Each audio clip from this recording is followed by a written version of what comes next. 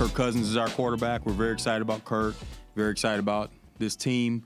And Michael Penix is, we're talking about the future. The draft is, you look at the future and you look at big picture, but we are very excited about that quarterback room. And again, Kirk is our quarterback, but adding Michael Penix is thinking about the future. When you get Kirk Cousins and you talk about short-term winning, you talk about winning right now, which we know we're going to be in position to do, which we want to be in position to do, we won't have the ability to be picking this high again with the guy that we got. And these guys go off the board pretty quickly, and we thought it would be important for us to address our future quarterback right now while we're picking this low in these moments and to be able to move forward. You know, fortunately enough with us, we got a Kirk Cousins in the building. We got a guy that can go out there and win football games, and we should be picking high enough. We talked about winning the South. We talked about doing some of these things. That includes going to the playoffs. You just seen 6 quarterbacks go off the board before the 12th pick of the draft. And we don't want to be picking on it anymore. And Terry's done a nice job of getting us some really good players, some quality players, but we don't want to be back in that position. So let's move forward, think about the future, address that right now.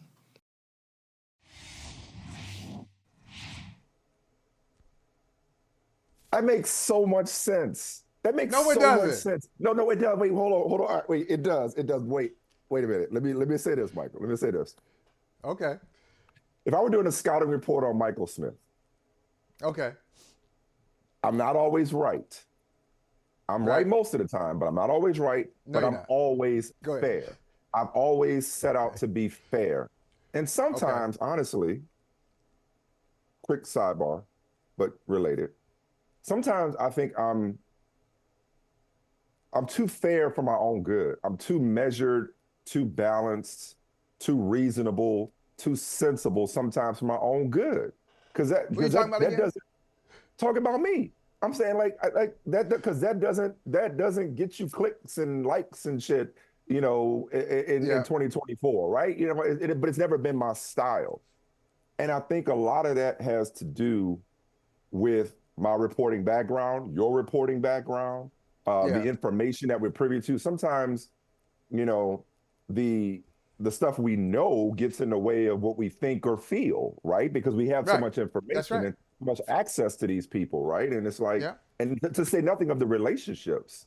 And so, you know, we know so much until it's like, we oftentimes give these teams the benefit of the doubt. I'm literally talking to somebody who's been in draft rooms and written books about the process and understands, you know, what goes on in these rooms and how these teams think. If anybody knows how teams think, it's you, right? And so I think I've been guilty over the years, especially not just in sports talk in general, but especially with the draft. Maybe I've been a little too understanding, you know, and too not forgiving. Forgiving is not the right word, but just, you know, just almost like pro-team or what have you. Yeah, thoughtful. Having said, you're thoughtful about it. Having said all that, what in the entire are the Falcons doing? You know I like Ra. You know I like Raheem Morris a lot. You know I like Terry Fontenot a lot. But what the are the Falcons doing? Like, no, that didn't make any sense. I mean, none. You could have thought about the future without investing $100 million guaranteed in Kirk Cousins. You didn't have to do that. You could have, even if this does work out, okay, I'm gonna give it to you. I'm gonna give it to you on this point. Even if it does work out, even if Michael Penix is the next Jordan Love or Aaron Rodgers before him, even if this plan, this succession plan, leads to success, it still doesn't make any sense. It was still the wrong decision. I don't care if Michael Penix delivers them the Super Bowl that has eluded the Atlanta Falcons for their entire franchise history. Well, the way they went about it, the way they went about getting him after guaranteeing Kirk Cousins $100 million, it doesn't make any sense. Like, if you have concerns about Kirk Cousins' longevity or injury history, why'd you sign him? Like, it just, I'm sorry. I want to like this. I want to understand it. I don't. I'm busting my headphones. You know, there's so much. There's so much here. Before we even talk about the pick, let's talk about the building. Now, we were all hyped up. Remember, you were hyped up. You wanted to run through a wall. You wanted to run through a wall. I did. Raheem I Morris. did. That's my guy. That's the vision. That's the plan. Okay? That's the plan. Yeah, right. Here we go. Hey, here's our coaches. Hey, young Keese, right here. Here it is. Here's the plan. Here's the vision. He's hyped up. Okay, we're going to win the South. This is what we're going to do. I'll run the South, right? Wasn't that the line? Mental health is real. This is all like all this stuff. He's like, y'all getting jobs. Everybody in the have a job. I got relationships. I got relationship with Kirk Cousins, Bijan Robinson, Grady. They're the boy. He got commercials. Mama got commercials. He's all happy like, yeah. I know. Okay, I'm gonna tell you what's messed up about it. Let's start with the building. You're saying Kirk Cousins is the guy in the relationships, and according to reports, Kirk Cousins found out, his representative actually found out when they were on the clock. When they're on the clock about to draft Michael Penix, hey, you know what, let's call Kirk. Well, no, let's not call him. Let's call the agent.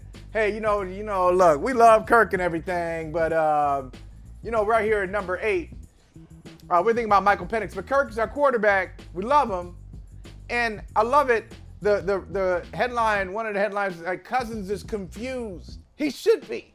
Cousins, you're confused, and so are we. So the way they handled it, before we even get to the draft pick, the way they handled it was foul, and doesn't really match up with what Raheem Morris told that group and told us, by extension, how business would be done in Atlanta going forward. But on top of that, Mike, they were 7-10 last year. They're one of the worst defenses in football. They had all their defensive stats. Oh my God! All their defensive stats are trash. Okay, they need to be getting to the quarterback instead of worry about getting a backup quarterback or a future quarterback. Okay, 2023 defensive stats are trash. You signed Kirk Cousins. You've got Raheem Morris, who has won a Super Bowl as a defensive coordinator. So a defensive-minded head coach. You've got your pick. You've got your pick of any defensive player you want. Pick a position. Reach for a corner if you want to. You got the first defender off the board. You could have him. Yeah. Except you didn't do that. You took Michael Penix Jr., a developmental quarterback who's 99 years old, by the way. So who's got an injury history himself. And I know check my EKG. I get it. I like the kid a lot. Kid's a baller. I like him. But look, man, like for me, the thing is, it's like if Kirk Cousins had been in Atlanta for 10 years and we're coming off an Achilles at age 36, and they decided to draft his heir apparent. We've seen that movie before. Like I mentioned, Green Bay did it twice, and it worked out both times. But never in the top 10. Never. But never in the top 10. And never in the top 10. What Raheem Morris said actually does make a lot of sense in terms of, like, we want to solidify this position, and we don't anticipate picking up here again. Okay. I'll also say, and this is why I tend to give these teams the benefit of the doubt, because Michael, as you know, they've spent infinitely more time thinking about this from every angle, studying this, examining this. They're privy to a lot more information and insight than we are. One of the reasons I don't love draft grades is to just give this knee-jerk instant analysis to something that we just learned last night. When one of the reasons they probably didn't tell Kirk Cousins or his agent sooner is because they knew that shit would have got out. If they'd have told Kirk Cousins or his agent or anybody else their plans to draft Michael Penix at 8, which, let me say two things at the same time. Quarterback. Quarterback at 8. Not that anybody was going up to get Michael Penix. You know what I mean? You don't have to say at 8. You don't even have to say at 8. You can say it'd have gotten out. We're considering quarterbacks. Just want to let you know. But even the one they wanted, if they wanted Penix at 8, I don't believe there was any danger of somebody going into the top 7 to get Michael Penix in particular. But regardless, they have game planned and strategized and been in meetings and lost sleep over this, I'm sure, and thought about this from every angle. We're just like, coming in off the top rope being like, okay, this is a stupid decision. So that's the part of me that's like, okay, I get the long-term outlook. From an emotional standpoint, and this is why I'm on Team Kirk Cousins here, who continues to laugh all the way to the bank. Like, no matter how bad you feel for him, my man's okay. Tony, $100 million guaranteed. And he's going to start. This is not how you start the relationship. For crying out loud, they just did the press conference. And now he's on a 2-year clock? They just introduced him. Exactly. It's like, so why bring this into the relationship at the very beginning of what you hope to be a 2 to 3 year window? Let what's understood not be spoken. Like, he's 36. We all know how old he is. So yes, you need a long-term solution at quarterback. But to address that with your first pick of the Kirk Cousins era, it just throws a whole bunch of, it just pisses on the hypothetical championship parade that they were throwing in downtown Atlanta.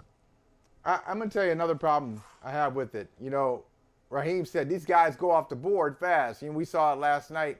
The new math in the NFL, 6 out of 12. It's like a great shooter. It's like Steph Curry's shooting percentage from 3. 6 out of 12. Boom. Quarterback, right there. They come off the board fast, says Raheem Morris. You know who also leaves the board fast? Head coaches. Head coaches every year, there are like 7 or 8 of them who are out of jobs. And nobody has a 5-year plan anymore. Mm-hmm. 4-year plan, maybe. Were they drafting Penix for the next guy? Hey, look, right. I'm not thinking about the future right now. I know we're working, the collaborative thing. That's why a lot of it is just, 90% BS, but it entertains me. Like when they have a guy like Terry Fontenot who is thinking about the long-term future of the franchise. He's the GM, and then you have the head coach. All the head coach speaks the language of right now. The future is tomorrow. Maybe. I can't even give you May. It's tomorrow for a head coach. You got to win. And so, look, you know how it is. You think about Brian Daboll as a perfect example. Brian Daboll came into a bad situation in New York. Mm-hmm. They made the playoffs in year 1. They shouldn't have. It was not a great team, but he made the playoffs. Look like they're better than they actually were. Year 2, he's on the hot seat. I'm on the hot seat? What do you mean I'm on the hot seat? I can't. I thought we had an understanding. This is a rebuilding situation. Well, you won last year, so maybe it's not as bad as you thought. Like owners and general managers will flip the script on you over the course of 18 months. So I don't understand what Raheem Morris, hey man, you ain't that comfortable unless you got a part of ownership in your contract. Right. Don't get so comfortable when you're thinking about the future. We don't want to do this again. If you don't want to do this again, you get the best team on the field right now. Go ahead and win the South and see what happens. I just think it's the worst thing in Falcons history is 28-3, but this is in the top 5. That's a loaded top 5. Somebody who grew up watching the NFC West with the New Orleans Saints and the Atlanta Falcons going at it. I'm gonna tell you that's a crowded top 5 right there. They forgot to check a box and let Deion Sanders become a free agent. That's probably number 2. Dude, it's a long list is what I'm getting at. I didn't watch Mike Belichick. Vick. I didn't watch Belichick. But whether on camera or off camera, he's somewhere laughing his ass off right now. Because it's baffling. It really is baffling because, why would you pay $100 million guaranteed for a quarterback controversy, for an inevitable quarterback controversy? Because, you're bringing this dude and this young guy in the building. You can get that for free, right? Why are you paying for that? It's like, get a cheap bridge quarterback. Go get Gardner Minshew and then draft Michael Penix like the Raiders theoretically were going to do at 13. It's like why would you invest so much in something that you're already deciding is short term? Like you're already looking beyond the guy you just brought in the building. He hadn't even started. He hasn't even started playing yet, and it's just I'm trying real hard, Ringo. I'm trying to be the shepherd here. I'm trying to be like, you know what? I get it, but every time I say I get it, I'm like, nah. No. This was not the move. Michael Penix, if Kirk Cousins plays well, Michael Penix will be 26, 27, maybe even 28 years old at the end of this contract. I know they can get out of it after a couple of years. By the time he takes over, when is he going to play? You looked at they looked at Green Bay. I think what they're skipping over with the Green Bay Jordan Love part of it is the part where like that shit was uncomfortable and difficult and stressful for a while. And Green Bay lucked out because Love turned out to be good. But it wasn't a sure thing. You understand what I'm saying? But that dude sat for what, 3-4 years? I mean, like, that's just not. Same you're with right. Rodgers. Same with Rodgers. That's not the way this works. That's not the way that way. You don't get that time to see this thing through. Hendon Hooker went last year in the 3rd round. And he's an older guy. I think he was 20, might have been 26 when he came out of Tennessee. Might have been 26. He went in the 3rd round. Okay, I could see that. So if you want to take a quarterback, if you're Atlanta, take a Spencer Rattler or somebody like that in the later rounds, or somebody like to come in and really be ready in about 2 years or so, that's fine. The 8th overall pick on a backup quarterback, or take McCarthy, who shouldn't see the field. If all goes well, he won't see the field in 2 to 3 years. So now Kirk Cousins walking into a situation where he like, well, I mean, I know I'm a short termer. I'm a temp. I'm a temporary employee.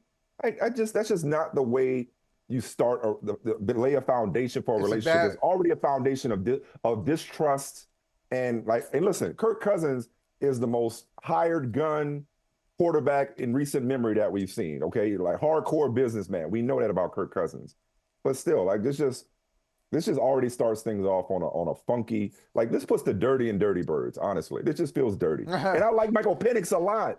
I like him a lot. Just not for this situation. Yes, I don't know if I liked him in the top 10 necessarily, but 13, 8, whatever. You talked about it. It's a new day. Quarterbacks going 6 out of 12. Bo Nix is probably not a 1st round caliber talent, but he went number 12 overall. That's just where we are. He is to me. I feel bad for Michael Penix. I feel bad for Michael Penix because it's like only you got that. He could have played that joke. I would have liked Michael Penix to play sooner rather than later, not go into a situation where he's got to sit for 2 years at least. Doesn't make sense. I mean, if you want to develop a dude, go JJ McCarthy, and then you got somebody who's a little bit younger. So it still doesn't make sense. But if you want to do that, you want to have a developmental prospect, give him a couple years to learn. Go with the guy who'll be 23 when he starts playing, not the guy who's going to be.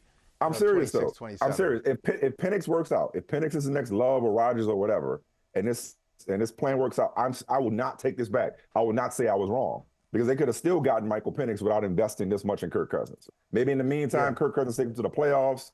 Maybe Michael Penix benefits from sitting and watching Kirk Cousins, I guess. But still, this was just a bad allocation of resources in my mind. But again, Terry Fontenot, his staff, Raheem Morris, they spent countless hours examining I'll tell you who's happy about it, though. They also have other rounds, which I like to say the draft is not one round. So we'll see. That's right. That's fair. Yep.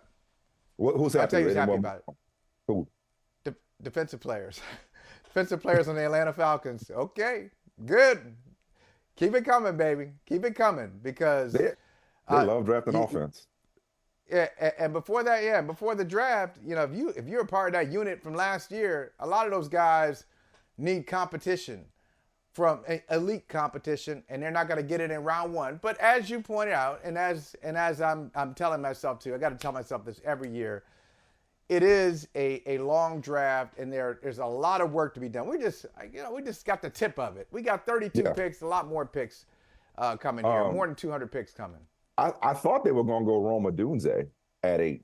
Once he got to him, even though they've invested a lot of money in wide receiver, but I thought they were just going to say, you know what, we got a most fantasy football friendly offense in history with Drake London on one side and a guy being compared to Drake London and Rome Odunze on the other side, and Darnell Mooney and Rondell Moore and Bijan Robinson, Tyler Algier, Kirk. That's what I thought they were going to do. I had no idea they were going to take a guy that's not even supposed to see the field this year. Speaking of Rome Odunze, he goes the next pick, number 9, which takes us to the number 1 pick. I think it's so fitting that the Bears are designing a bust-free blueprint for how to buffer and betrust a quarterback. Like Caleb Williams, they didn't rely on Caleb Williams, this, wait for it, generational talent to come in and overcome his circumstances the way Justin Fields and so many other quarterbacks throughout history, typically Bears history, could not. Exactly. They said, we're not leaving anything to chance.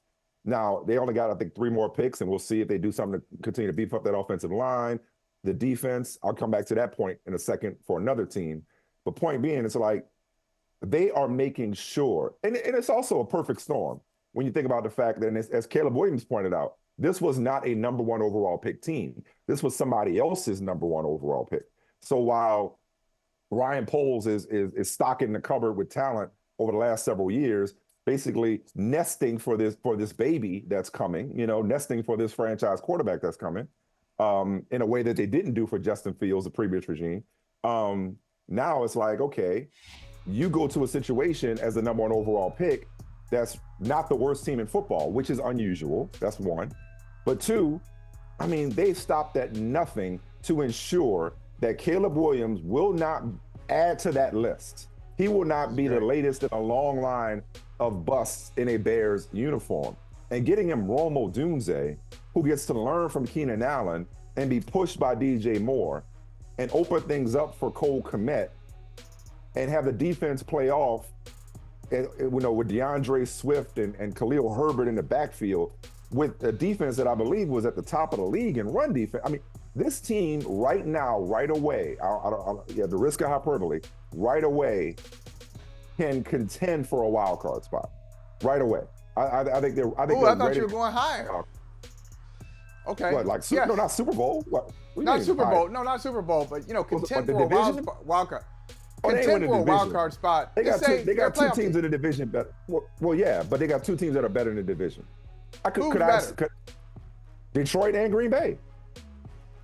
You think Green Bay's better in Chicago? You think Green Bay's better in Chicago? Yes, absolutely. Okay. Yes. Okay. Yeah. I mean, Green Bay was a playoff team last year. Yeah. No, I know they were. They won a playoff game. I know. And Detroit's and the official team of brothers Detroit is better. Yeah. But I think Chicago. I think as I said, and I looked at them, I think Chicago is becoming Detroit. Chicago is doing Detroit They're things. doing it the right just way. Like that. And you already mentioned it. And I remember you mentioned it earlier this year. You said, I like what Ryan Poles is building. And I very snarkily was like, what's he building? I was like, okay. I if there is, I ain't seen it. I didn't see it. But I do now. You're right. He's made a lot of obvious, big moves. He's made a lot of subtle moves. And now you're sitting here at 1-9 that turns into Caleb Williams and Rome Odunze and, some nice moves in free agency. Even, picking up Sweat last year from the Commanders and then giving him a contract extension. I mean, these are really smart moves from the Bears. And you look at them and they're probably a year away from being serious contenders. See, I think they are a playoff team. I think they're on the level with Green Bay. I don't think Green Bay is so far ahead of, hey, you know what? Try saying, I own you this year.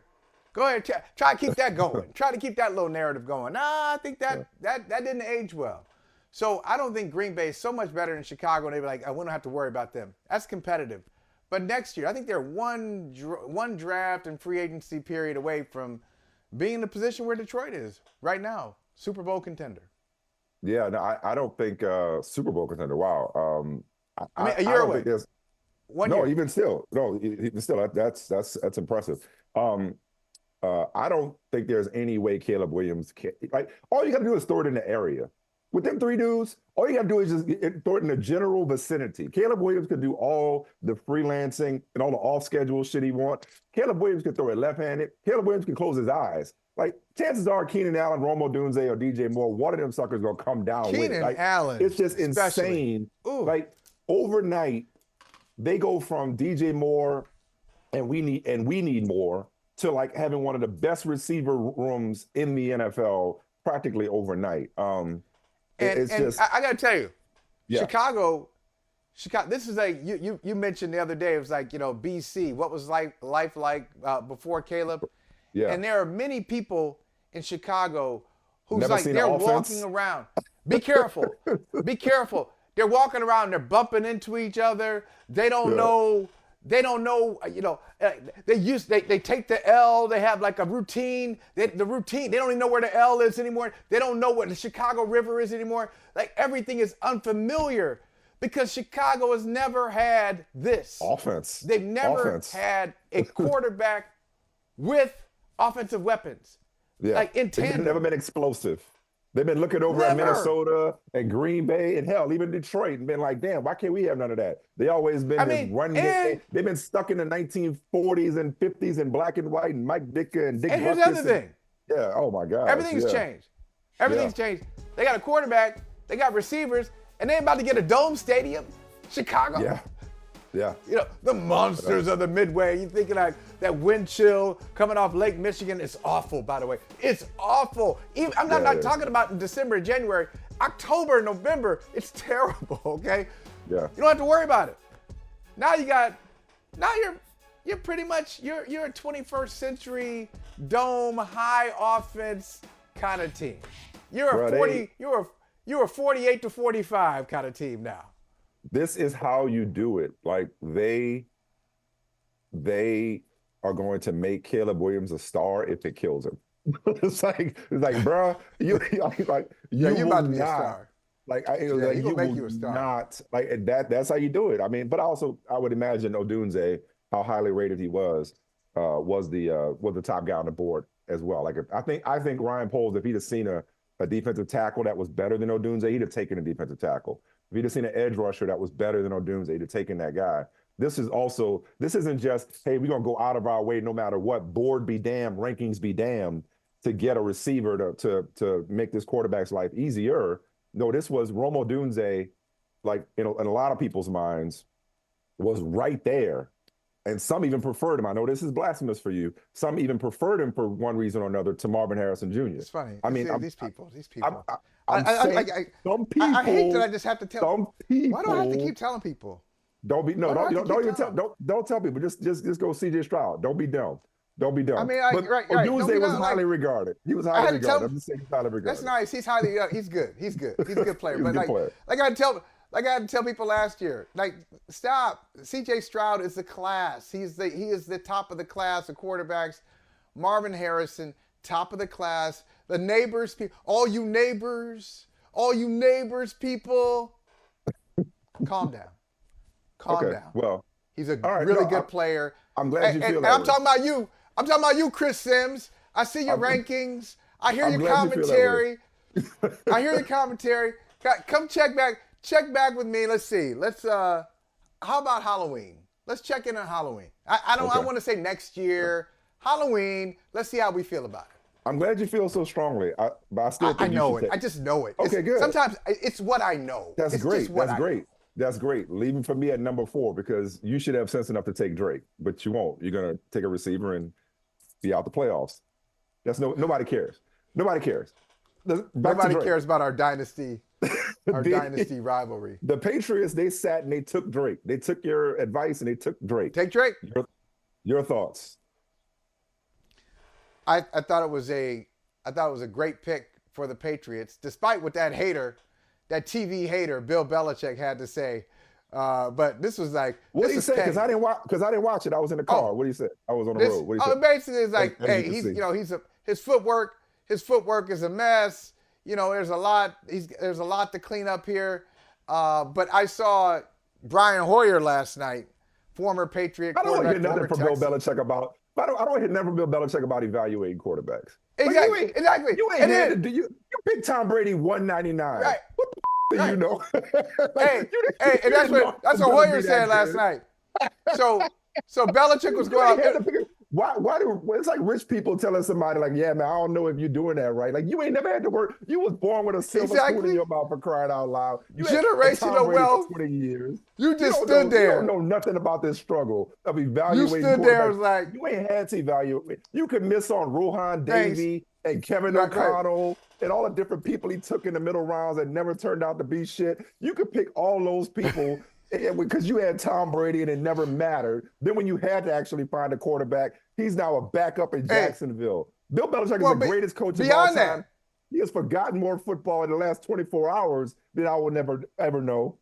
I respect the hell out of this man. But one area he should not be allowed to discuss is the struggle of developing a quarterback, because you never really had to. Go ahead. And then beyond that, you talk about evaluating quarterbacks like the Rohan Davies and other quarterbacks that he's taken, including Cliff Kingsbury. He drafted Cliff Kingsbury too in the 6th round. But when he had a chance to evaluate Tom Brady at the end, he messed that up too. You ain't even get that right. Oh, he's done. He wasn't done. Then he goes and wins his 7th Super Bowl. Gosh. But it was funny. Belichick was hilarious last night. Was he good? No. He was good on TV? I mean, it's fine. But I'm saying he's hilarious, wink, wink, hilarious, in a way where he wasn't trying to be funny. Yeah. I just want to say this just parenthetically. He had his Patriots draft needs up there. This fool who has drafted 2 wide receivers in his entire head coaching career. 2 wide receivers over in the first round, several seasons in the first round. Derek Alexander and N'Keal Harry. Yeah. I want to say he's got quarterback. He's got quarterback. He's got cornerback.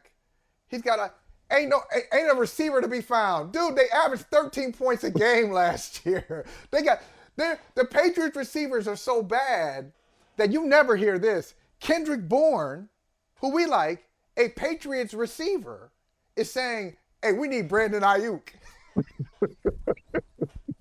Recruiting competition, yeah. Right. Receivers don't say that. Watch out for KJ Osborne, low key. Man. I like KJ Osborne too. I like him. But no, I think Belichick's talking about Drake Maye. Yeah. But despite that, I think the Patriots needed to do that. You're not going to get Caleb Williams. He's gone. Jaden Daniels falls to you. You got to take him too. It was Jaden Daniels or Drake Maye. You had to take one of those guys. And I think Maye has a lot of things that I like. I keep hearing people talk about his footwork, sure, and his inconsistency and some things that he doesn't have. I like what he does, what he can do. He can sling that thing. Well, that's the point. And you know what I like about him? He has a passion to be great. He is passionate about football. He's passionate about learning. He was great last night. Winning a press conference gets you, maybe a cup of coffee. It doesn't really do much for you. But he said the right things last night, talking about working with Jacoby Brissett, who he met through Sam Howell, North Carolina guy in Washington last year. Yep.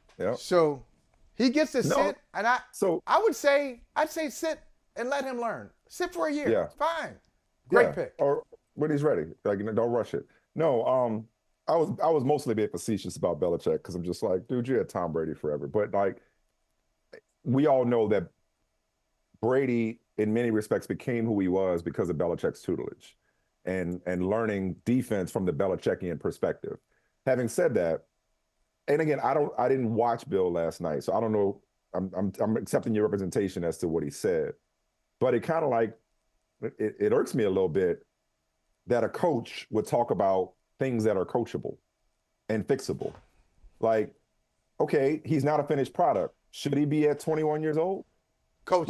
What rookie? I think he said the other day there were 2 rookies. I forgot who the second one was that were ready to play day one. One of them was Lawrence Taylor, or maybe that was the only one that was ready to play day one was Lawrence Taylor. It's like he's a rookie. He's raw. It's your job to not to tell us what he can't do, but see what he can do and fix those correctable issues. Have a quarterback coach or a quarterback tutor or an offensive coordinator or a staff that takes the time to fix those issues. Tom Brady was not the Tom Brady that we knew when he came out of college. Absolutely Tom Brady wasn't the Tom Brady that's the greatest of all time 2 years into his career. Tom Brady really wasn't. He became this lethal deep ball passer around circa 2002 and then 3, 4, 5, 2000, 2001, Tom Brady wasn't slinging that thing like that. He got a stronger arm. Right. He got a stronger arm as time went on. Even in 2002, where he led the league, imagine these days, he led the league in touchdown passes with 28. That's 28 touchdown passes. 28 touchdown passes. 14 interceptions, right? 14 picks. That's right. Yeah. But he was not a deep ball guy then. So he learned. It's amazing the stuff we remember. It's amazing the stuff we remember. Like we omit Michael Jordan losing in the first round 3 straight years, but remember how many touchdowns and interceptions Tom Brady threw in 2002. Like why does that come to mind? Why does that come to mind? Like a Michael Jordan, a 37-45 Jordan team losing in the first round doesn't count. But a Michael Jordan team that had kept score. 45 to 50 wins, never lost. They never lost in the first round. But I mentioned Brian Hoyer last night, just a line he had when he was talking about when he heard Belichick say that about quarterbacks. And Hoyer was like, that don't mean nothing. Belichick thinks everybody sucks. He thinks all quarterbacks suck. And he thought that about Brady. Like, all his lines about Brady, I could get this from Johnny effing Foxborough. You mean to tell me, Brady, you can't make that throw? So he's just a hater anyway when it comes to quarterback. But the Patriots, I think they had a really good night last night. And I think, to your point about the draft, it just doesn't stop after round 1.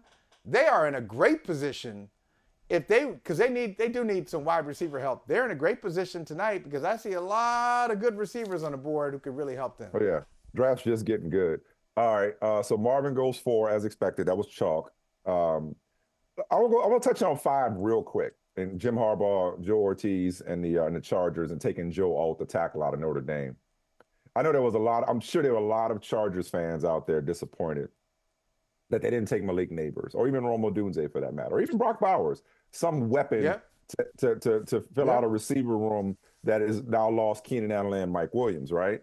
And I'm just like, here's one just reminder for everybody. It's like the old adage of like, oh, they got to get somebody to help their quarterback. You know what helps your quarterback? Protection. You know what else helps your quarterback? A run game. Okay? You know what else helps your quarterback? Defense. So when you think about it, and this is like Captain Obvious at his finest, but like every quarterback you pick, every pick you make at any position helps the quarterback. Helps your quarterback. Every pick, because if you make your team better, if you make it to where your quarterback doesn't have to score 40 points to win. Except if you draft a quarterback at number 8. Touche. Anyway, go ahead. I walk right into that. I walk right in, which lets us further know what an awful pick that was. Great player, awful pick. No, I walk right into that. That'd be the one caveat. Yeah, that doesn't help your quarterback to take his backup, but it does help your team. All jokes aside, it does help your team. It is backup quarterback is a very important position, just not in the first round, not in the top 10. Anyway, but Joe Alt to me is a phenomenal pick because now protecting Justin Herbert, keeping your $275 million, whatever it is he got, investment healthy, giving him time to throw to whatever receivers you eventually get him, making sure he's not in 3rd and long all the time because you might be able to run the ball with a better offensive line, okay? Managing the game and controlling the clock and not playing from behind all the time because, you got a run game or even maybe your defense giving him the ball back more. It's like building the entire team helps the quarterback. So I just wish people would stop getting frustrated when a team doesn't address wide receiver at the outset, even though it is a glaring need for the Los Angeles Chargers. Well, what did you think of as somebody who is, I think, now what's the line? You've never been broken up with? Is that what it is? You've never been broken up with? Did you tell us that? Well, I used to be fond of saying that I've never been broken up with in a relationship. But I've definitely been broken up with professionally. Okay. I can't. Let's call it what it is. You know what I'm saying? Yeah, me too. Me too. It was a short one. It was a short marriage. It was a short marriage back in the day with Fox. Anyway, but I would say maybe have you ever? But I'm talking about a long time ago, Mike. Long time ago. Yeah. Have you ever looked across the room and said, you know what? I'm going to shoot my shot. I probably have no chance, but let's see. Let's see what happens because that's what the New England Patriots and Minnesota Vikings did with Justin Herbert and the Chargers. Hey, how about Herbert? I can imagine Telesco and Harbaugh saying, what? Who? Ortiz, Joe Ortiz. Oh, I'm sorry, that's right. Telesco in Vegas now. Yeah, he's in Vegas now, yeah. Yeah. Excuse me? Yeah. Herbert who? Justin Herbert? How about Herbert the Patriots and Vikings going to the Chargers and saying, yeah, well, you know what? We'll take Justin Herbert off your hands. Here's a pick. Won't you like, take some inspiration? Like, I don't know, you don't like Justin Herbert for some strange reason, but okay. I mean, it's all, he's fine. He's okay. He's fine. No, it's like why not? Closed mouths don't get fed. Closed mouths don't get fed. So it's like, why not shoot your shot? To answer your question, have I ever done that? No, because I don't. This is gonna shock you. I've never had game like that. I've said this before. Al Gore invented the internet. I invented no game. I am the original no game dude. Okay. That's effective though. And I retired early. I probably have a lot of yards on the field. I retired at the peak of my powers. Who knows what I could have done if I'd have still been in the game, beyond the age of 22. But I'm not complaining. I'm happy. I tell my wife all the time, I'm very happy. I wouldn't change a thing.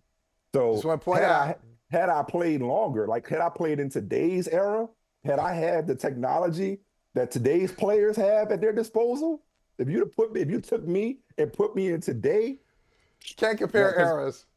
No, because you can't compare eras.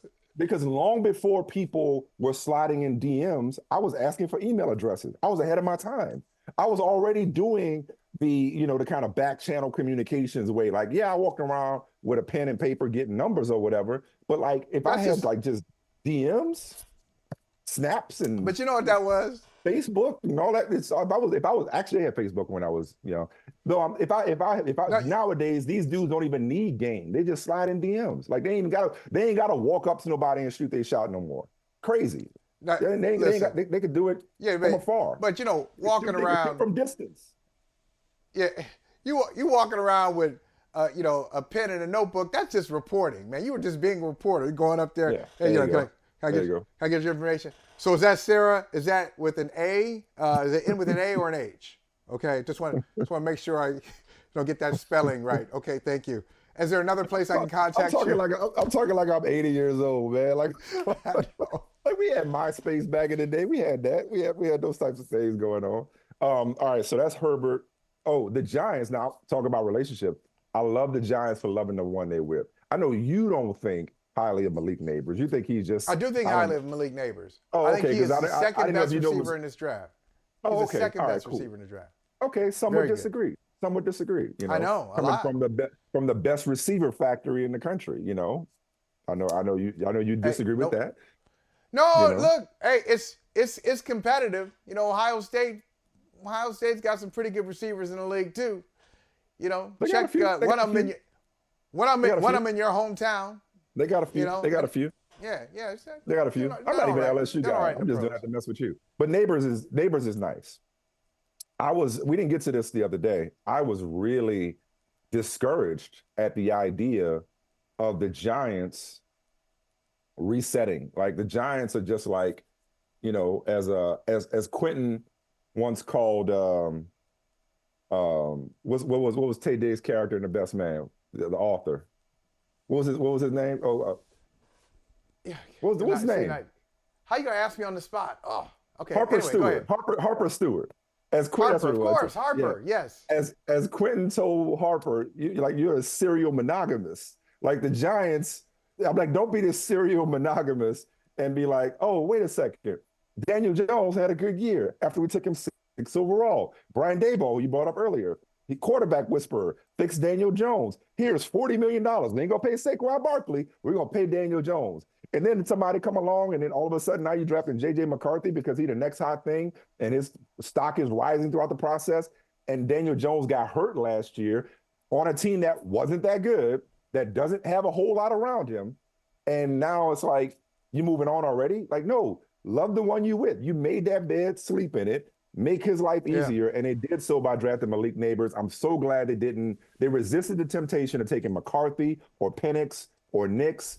Look, maybe they would have wanted Drake Maye, if for some reason he was there, I don't know. But this was always the move for the Giants in my mind. The move was always to get a legit bona fide one for Daniel Jones, and Malik Nabers is that dude.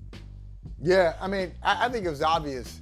You say if there was a temptation, I don't know why they would have the temptation to take McCarthy or Penix or a That's their quarterback. problem in New York right now. They're constantly hitting the reset button. Like they're in franchise mode, hitting reset. Like, nope, that didn't go right. Reset. Yeah, they lack weapons.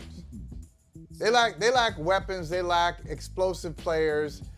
They lack guys on offense who have the confidence to wear what he's wearing, just to come out and just be like. But Malik Nabers is a one in every sense. He looks the part. He plays the part. And he's in the right situation with a head coach slash offensive coordinator or a head coach offensive mind who knows how to utilize him. Because what I do like about him, in all seriousness, what I like about him is that he can play anywhere on the field. He can play any receiver position. I mean, you put him in the slot, he's still going to do work in the slot. He can do work outside. An ideal slot. Yeah. You know who he looks like? You know, comps are dangerous. No, he looks like Jamar Chase. I know what you're going to say. It's Rich coming from me. It's Rich coming from me. You're going to say Jamar Chase. Right? You're going to say Jamar Chase. He looks like Jamar Chase. Yeah. He looks like Chase. No, everybody that's watched him, he looks like Chase with the ball in his hands, for sure. Maybe a little faster. Yeah.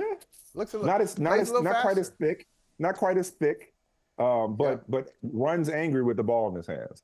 So McCarthy, I don't know that anybody won the draft the way that J.J. McCarthy did, because again, we talk about J.J. McCarthy is winning the quarterback game in general in his life. He has just been placed in great quarterback situations his entire life. And now, I mean, you look at Michigan, everybody talks about the record, 27-1. Yeah. Yes, he presided over it. He contributed to it. His fingerprints are in there. But 27-1 is really goes back to the culture of Michigan and everything, all the building blocks that were put in place to what? Help the quarterback. So a lot of things at Michigan were there to help the quarterback. And now at Minnesota, whether it's the head coach, whether it's the running game, whether it's your left tackle, whether it's Justin Jefferson and Addison, no matter what it is a great situation for J.J. McCarthy to come in and sit for a little bit before he takes over as a quarterback in Minnesota. Well, you know how much I love Sam Darnold. I know you being funny. You know how much I love Sam Darnold, and I thought that maybe there was a chance that Sam Darnold had a chance to prove me right under Kevin O'Connell in Minnesota. Whoa. For the short term, but here's the thing about Sam Darnold, and this isn't the most important thing when it comes to quarterbacks, but I think it's an underrated aspect of the politics around quarterbacks and quarterback rooms. Mm-hmm. People love Sam Darnold. Like, Sam Darnold's a nice guy. As in, like, even if you're competing with Sam Darnold, it's not going to be, like, toxic when you're competing with him. Like, he's the kind of guy that's like, hey, if I'm starting, great, I'm going to give you what I got. If I lose the quarterback competition and I'm the backup, okay, cool. Like, it's not going to be a problem either way for Sam Darnold. He's talented. He could also talk to J.J. McCarthy about some of the things he's seen, whether they're ghosts or otherwise. He can talk to Sam Darnold about, look, I've been through the fires. He'll never live that one down. I've been through the fires. And so he could talk to J.J. McCarthy, I'm sorry, about the fires he's been through. So I think that is a plus to have a guy that can at least keep the seat warm until J.J. McCarthy is ready. But, like, we talk about the list of quarterbacks who've gone to bad circumstances, who've been drafted early to bad teams, and who knows their careers would have been otherwise. It's like, not only does J.J. McCarthy fall into the perfect situation in Minnesota, which everybody for this entire process, ever since Kirk Cousins went to Atlanta, has been saying, whatever quarterback goes to Minnesota, that's who's going to win the first round of the draft. But for Minnesota to get him for cheap, he didn't just fall to 11. They moved up for practically nothing, excuse me, to the Jets spot at number 10, whereas most people predicted that the Vikings would have to move heaven and earth, give up that second first-round pick, and more in order to go up to get. To get, it might have been McCarthy. Whether it was Drake Maye at 3. No, but it wasn't limited to that. Whether it was Drake Maye at 3 or McCarthy at 4 or 5, the speculation was that if they were going to go up to get a blue chip quarterback, it was going to cost them both of those first round picks and more. When they made the trade with Houston, it was like, okay, they're going up. Well, they only end up going up one spot for cheap, saving assets. And oh, by the way, later getting what some thought would be the first defender off the board. They did go up to Atlanta. They did, yeah, right. The board came to them and they went up at the same time. They went and got their guys and the board came to them. But it fell perfectly for Minnesota because they were supposed, like Dallas Turner was supposed to go to, I suppose, quote unquote, mock to Atlanta as the first defender off the board at number 8. They end up getting Dallas Turner, getting their quarterback, and not having to empty the cupboard or throw the kitchen sink at a team, whichever one you prefer, in order to get said quarterback, which bodes well for J.J. McCarthy. Now there are more opportunities to add talent to the rest of the team. Now the long-term future isn't compromised because they moved, say, now San Francisco lived to tell about it, but they didn't have to make a Trey Lance type trade in order to go up into the top 3 or 4 to get the quarterback. J.J. McCarthy lands in a great situation, and that situation was not compromised by the Vikings' pursuit of a quarterback. Yeah, it was good. Yeah, it was really good. And, you know, I think he's in a good situation for the reason you mentioned off the top, that he's in the same quarterback room with Sam Darnold. So I don't think Michael Penix is in a good situation being in the same quarterback room with Kirk Cousins, because Kirk Cousins is still like, what the hell is going on? Yeah. Sam Darnold, I don't think is going to be, you know, Sam Darnold, J.J. McCarthy, it's not a surprise to Darnold or any other quarterback He's on a 1-year deal. Minnesota's roster. They were looking for a quarterback. Right. And, you know, you've got that kind of guy who has been a high draft pick himself, who has been a number of places, who has seen some things, and probably will compete with you. I think J.J. McCarthy, I think he'll eventually, like, obviously he's their quarterback of the future. He is their quarterback of the future. I do not think that he'll be their starting quarterback on day one. The first game of the season, I do not think J.J. McCarthy will be the starting quarterback for the Vikings.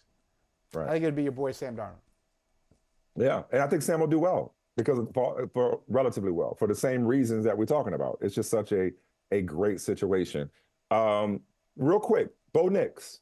Let's go through all 6 quarterbacks. Well, we didn't do Jay Daniels. We knew he was going to Washington. But Bo Nix, you feeling that pick? That felt like a reach. But I think this is the day and age we in. Like, they were desperate for a quarterback. They could not get left hanging without one. They couldn't go into the season with Jarrett Stidham and Zach Wilson. Was it Ben Tanucci? I mean, they couldn't do that. They had to take a QB. I like Nix. I liked him at Auburn. I definitely liked him at Oregon. This is one of those where it's like, they say drafting for need, especially in the first round, will get you in trouble.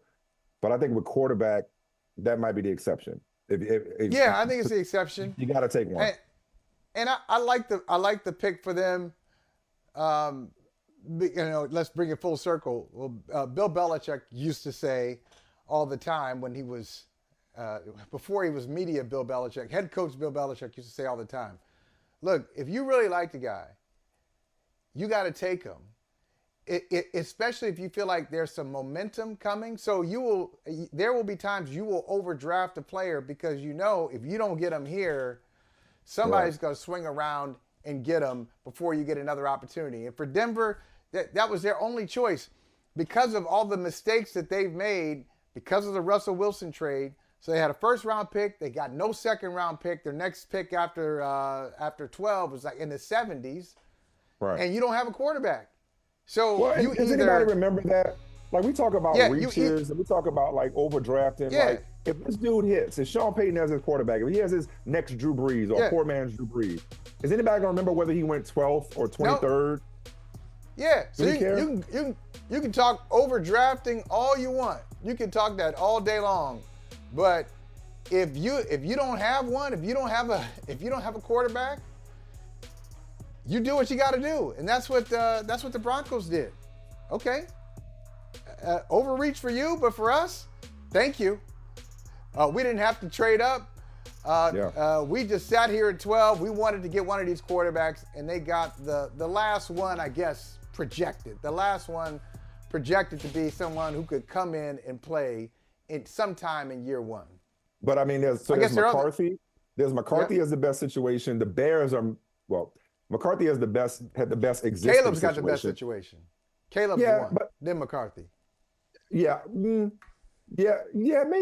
I mean, look, as long as Justin Jefferson in Minnesota, Hockenson comes back healthy, Addison, Kevin O'Connell coaching him, I would still give the edge to Minnesota. I said because of the coach who, like, this dude knows how to turn water into wine as a quarterback whisperer. So I would say the coaching, edge Minnesota, wide receiver 1, edge Minnesota, tight end, edge Minnesota. I would say, but it's close. Caleb Williams, he's in an incubator, he's in a cocoon. It's great. But having said all that, Bo Nix in Denver, Sean Payton, Lombardi, Webb, he's got minds to mold him from a coaching standpoint. They're going to put weapons around him. Got some pretty good running backs. Cortland Sutton's still there. They traded Jerry Jeudy. Marvin Mims is talented. You know, like I like the situation Bo Nix finds himself in. All he's got to do is just get the ball out of his hands. Just do what Sean Payton tells you. You should be fine. Don't be Russell Wilson, and you'll be fine. That's not a shot at Russell Wilson. That's more about really. That's about Sean Payton and how he views Russell Wilson. That's the way. I agree with you. I know exactly what you meant. That's the way. That's the way Payton looks at it. And sometimes sometimes to his detriment, he looks at it that way. Like, hey, run my play. And I'm gonna give you 3 plays. If you go audible, you're gonna audible to one of the 3 plays I've given you. Otherwise, you go off script, we're gonna have problems. And I think that was part of the problem with Russell Wilson, that he didn't do some of the things that Sean Payton wanted. But Bo Nix will. I like Bo Nix a lot. We've been talking about quarterback the whole time. You know what my favorite pick of the first round was? My favorite pick? Who was it? Brock Bowers. Brock Bowers to the Raiders was my favorite pick of the first round. You know why it was my favorite pick of the first round? First of all, Brock Bowers is among my favorite players in this draft. Dude, all he did since he set foot on Georgia's campus was punk people. And that's what Antonio Pierce wants to do, is punk people. Like, if you look at like what Brock Bowers, and he's such a Raider. I don't think many people had him mocked to the Raiders because they thought the Raiders would go quarterback or defense.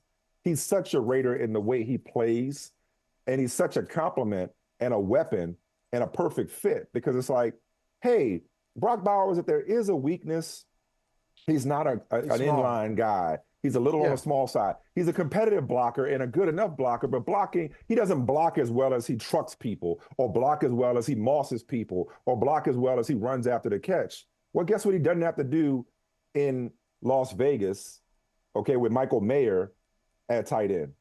You don't have to be an inline guy. He's a big slot.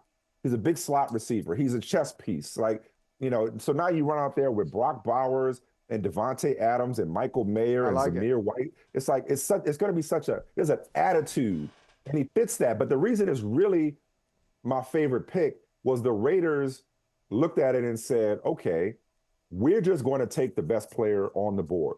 This may not be a position of quote unquote need, but we're not going to panic. We're just going to take the best player, the best football player, regardless of how you define him from a position standpoint, whether you see him as a tight end or a big receiver or whatever. We can use this guy. He can help us on offense, and he adds to our personality, and we're just going to follow the board. We're going to let the board dictate who we take right here in the middle of the first round. I love their approach to that pick, and I love the fit for Brock Bowers. I love the approach to it, too. I just wonder, and everything you said about Brock Bowers, co-sign on that. But do you think if they had been given a chance, let's say if the aliens hadn't taken over the Atlanta, the ATL aliens hadn't taken over. There we go. It's crazy how we beat this. Crazy how we beat. There it is. We'd be there, man. We'd be there. Hadn't taken over the Atlanta draft room. Yeah. You got Penix on the board. You got Bowers on the board. Oh, they taking Penix. They take Penix? I would have to think so, because I would have to think that their logic, except they didn't spend $100 million, they spent $25 on Minshew.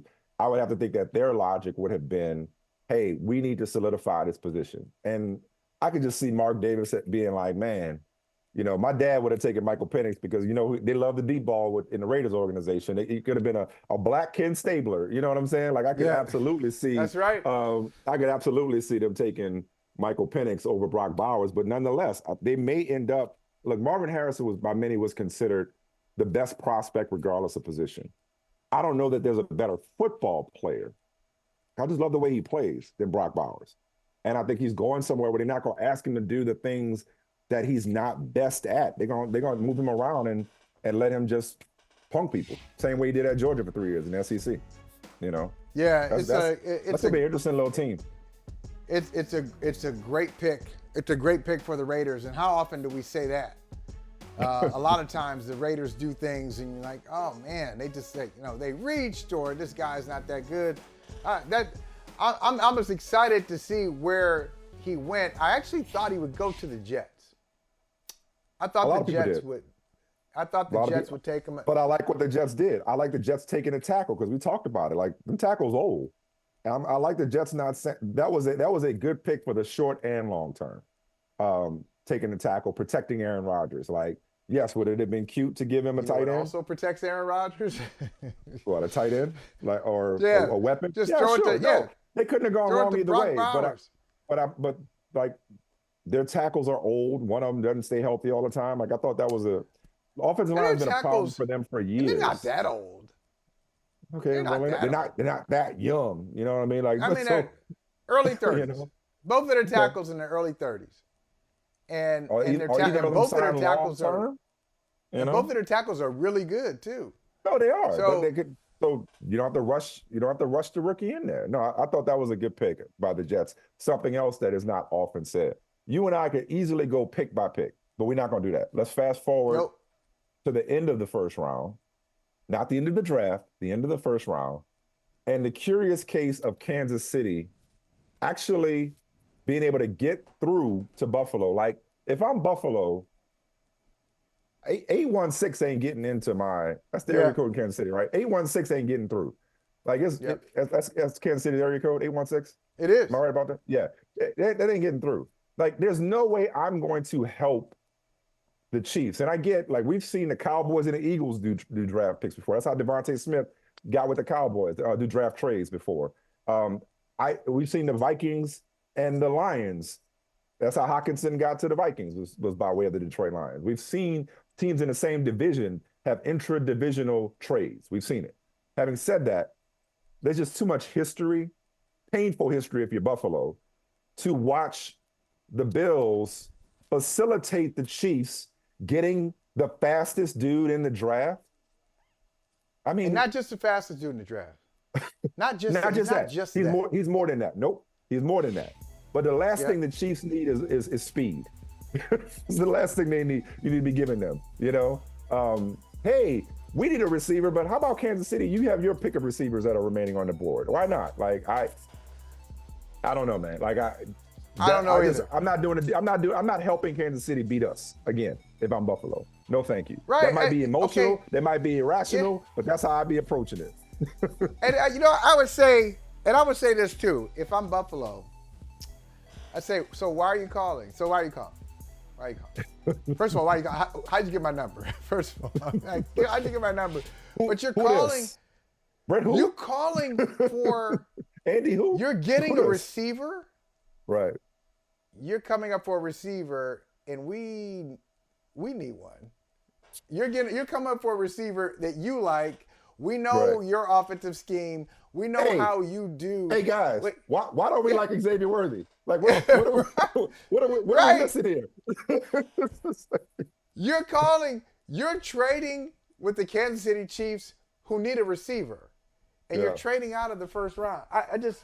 Look, I've never said this before. This is the first time for everything. I'd love to hear Sports Talk Radio in Buffalo today. I'd love to hear what they have to say about Brandon Beane and Sean McDermott and how they just keep testing people.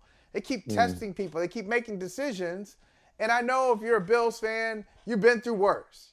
You've been through some stuff, especially if you've been around for a little bit and you've seen some heartbreak. You've experienced it in Buffalo. But every move they make, they're just banking on the trust that their fan base has. So loyal. And on the field and off the field, including the disaster that their stadium project has turned into, where they're looking for money from people that was not part of the plan. So all these things. So they're asking people to trust them on their stadium plan, which is a disaster. Trust us, Stephon Diggs, that's the right move. We moved on from an all-pro safety who was a team leader. We moved on from Mitch Morse, all these other people. We moved on. Trey White, everybody, but it's fine because we got a plan. What's the plan? I know it's a long draft. You go trade back again? You go keep trading? Hey, man, Xavier Worthy would look good in Buffalo. He looked good in Buffalo, but he's going to look even better in Kansas City. They're so smart. Kansas City's just smart. They know what they want. They go get it. They know what they want, and they get it. They do. Smarter than you and faster than you. As we bring this to a close, that's good. They're smarter and faster than you. I said who my favorite pick of the first round was, Brock Bowers. Like, what other pick or picks jumped out to you in the first round? Again, understanding that everybody's grade is incomplete, or teams. Carolina jumping in the last minute and getting the guy who said, hey, they told me they were going to draft me. Xavier Leggett out of South Carolina. Ricky Pearsall, I like him a lot. That was mine. Round. Yeah, Ricky Pearsall. I was going to say that. Yeah. I was surprised by it. Mm-hmm. I was surprised that he went to I like him. I do but too. I'm surprised he went to San Francisco when they had other options on the board too, who I thought would he's be got so good many question marks at wide receiver, I guess. I mean, you think Ayuk's out the door? If not now, next year. That's why the pick intrigues me. Yeah.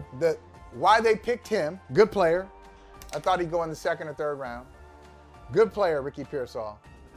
But what does it mean for Debo? What does it mean for Ayuk? Or do they just keep all those dudes together? They keep them all together? And so I just wanted to see is there something else? If there's something else coming, I'm intrigued by that. If there's nothing else coming and they're just going to roll with this and they feel like, hey, we would have been even more explosive last year if we had a weapon like Pearsall, who is great in the slot, but also can do some work on the perimeter. If we had somebody like this, I like him. When Kansas City locked us down in the Super Bowl, and they put their corners on us, and we couldn't. And Debo was quiet, and Ayuk was quiet. If we had somebody else, I enjoy saying that. If we had somebody else who could kind of loosen things up. And the reason you enjoy saying that is because the Eagles were nowhere to be found. But I will say this: like you talked about, so smart. And Kansas City, they're smarter and they're faster. I would add richer. I would add the Eagles. They're smarter, they're faster, they're richer. I mean, they paid both receivers. They've been paying everybody. They know they have a good time, don't they? Dude, and they do this stuff on draft day, Mike. They do it on draft day. They're like, draft day is our day. But not only do they seem to have a different cap from everybody else. Shout out to their cap department. Howie Roseman and the way they manage their money. Yeah. But Quinyon Mitchell, man, we've been talking about offense because offense dominated the night. We'd be remiss if we didn't talk about a few defensive players. They may have gotten the best cornerback in the draft at pick 22. Like all those offensive players going early meant that teams whose offenses are more or less intact, like Philadelphia, all right, like Baltimore, who got Nate Wiggins out of Clemson. Those teams, or Detroit for that matter, getting Terrion Arnold, trading up, getting Arnold out of Alabama, and helping solidify their back end on their defense. Those teams were able to get premier corners that maybe in any other year when offense isn't so deep, they were able to get them and add to their defense. But I loved Philadelphia just saying, come on. Yep, that's right. All y'all take these receivers because we got two. We got two that's getting paid already. We're good. Take all these receivers. Take all these tackles because we got They're two. Ahead. We got two that's getting paid already. Take all these tackles. We take a quarterback. Oh, we got one. We got one that's getting paid already. Oh, there we go. We'll take some people's. They're ahead of the game. Yep.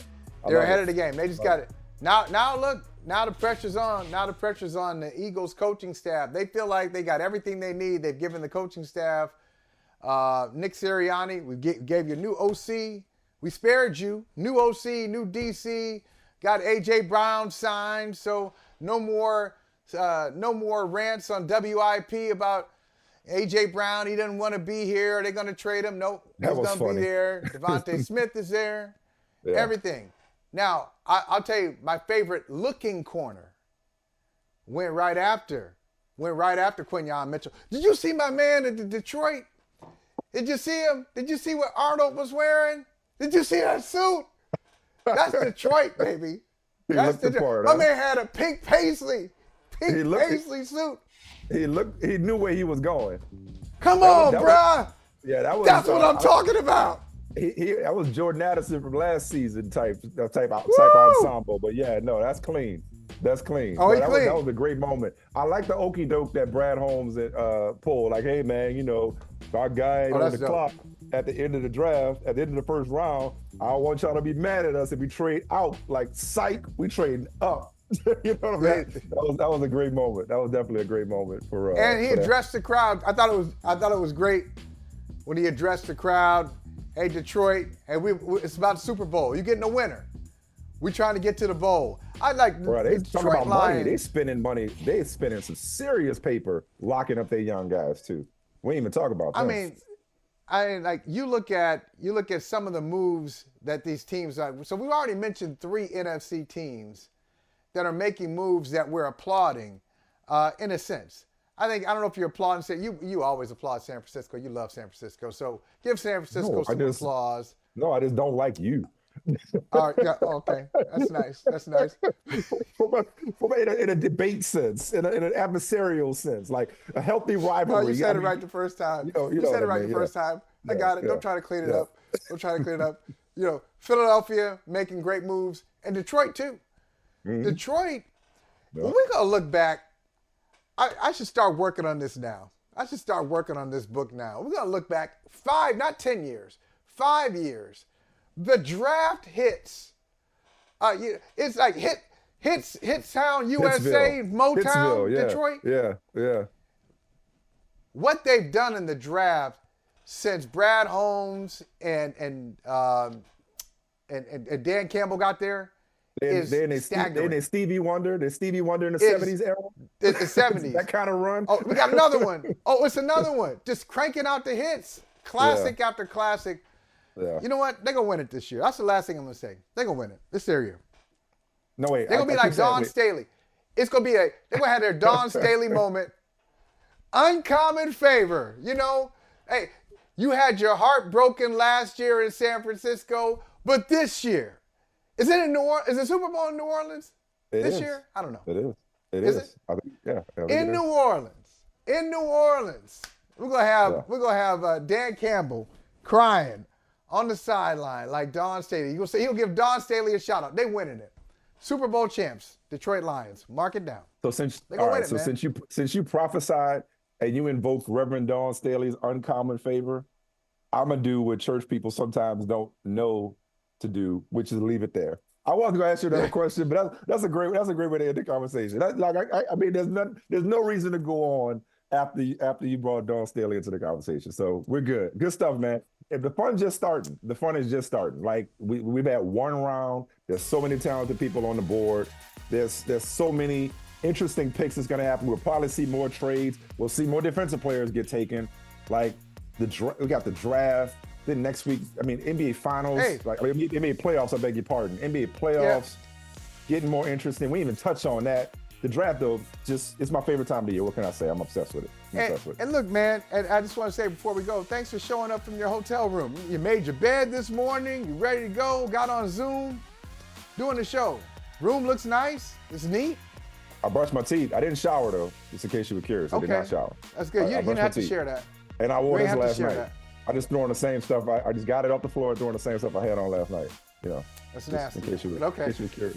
Not nasty. Good to see you, man. It's still clean. They're dirty, not funky. Dirty we can wear again. Funky's in a class by itself. That's true. That's so true. That's a different conversation too. What's dirty? Okay, but funky is something else. That's exactly right.